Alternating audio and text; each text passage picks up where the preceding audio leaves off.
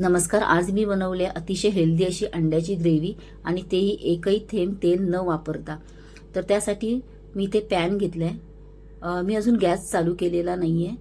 ह्या सुक्या पॅनमध्येच मी ते बारीक चिरलेला कांदा, बारीक चिरलेला टोमॅटो, 1 चमचा आलं लसूण पेस्ट. तर तुम्हाला इथे जर खडे मसाले वापरायचे असतील, काळी मिरी, लवंग वगैरे, तर तुम्ही इथे आत्ता टाकू शकता. तर इथे मी फक्त एक तमालपत्र घालणार आहे, कारण मी गरम मसाल्याची पावडर घालणार आहे, त्यामुळे मी खडे मसाले घालणार नाहीये. तर इथे चांगलं एकत्र मिक्स करून झाले. आता मी गॅस लावते.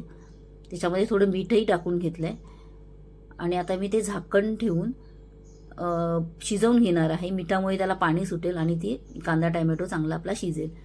तर आता इथे बघा, तुम्ही बघू शकता कांदा टोमॅटो एकदम कांदा चांगले शिजलेला आहे, टोमॅटो पण चांगला मऊ झालेला आहे. तर आता इथे मी सुके मसाले टाकून घेते. त्याच्यामध्ये हळद टाकून घेतले, धना पावडर, जिरा पावडर, माझा मालवणी मसाला जो घरी बनवलेला आहे तो. तर इथे तुम्ही मिरची पावडर सुद्धा वापरू शकता आणि थोडासा गरम मसाला टाकून घेतलाय. तर आता हे परत एकदा व्यवस्थित सगळं मिक्स करायचंय. आता कसं हे सुकं झालंय, त्यामुळे इथे आपल्याला पाण्याचा वापर करायचा आहे. तर इथे मी गरम पाणी करत ठेवलेलं आणि जेवढी आपल्याला ग्रेव्ही पाहिजे त्या प्रमाणात आपण पाणी टाकून घ्यायचंय.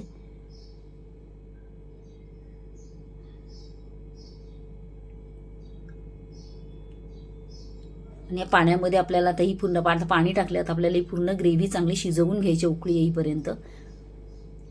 आता मस्त असं ग्रेव्हीला उकळी आलेली आहे. त्याच्यामध्ये मी मीठ टाकून घेतलंय आणि इथे मी अंडी उकडून घेतलेली ती सोलून त्याचे असे 2 भाग करून घेतलेत आणि त्या ग्रेव्हीमध्ये आता हे अंडी मी टाकून घेते.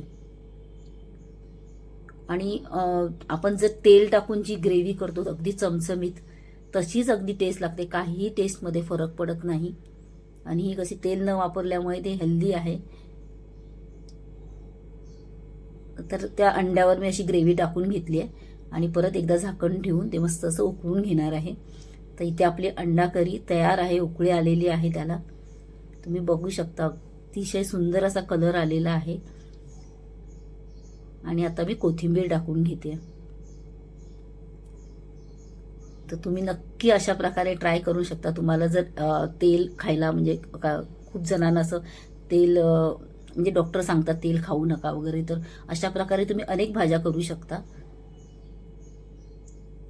रेसिपी आवडली असेल तर चॅनलला सबस्क्राईब आणि व्हिडिओला लाईक करायला मात्र विसरू नका. आणि नक्की तुम्ही ती घरी करून बघा, तुम्हाला नक्कीच आवडेल. थँक्यू.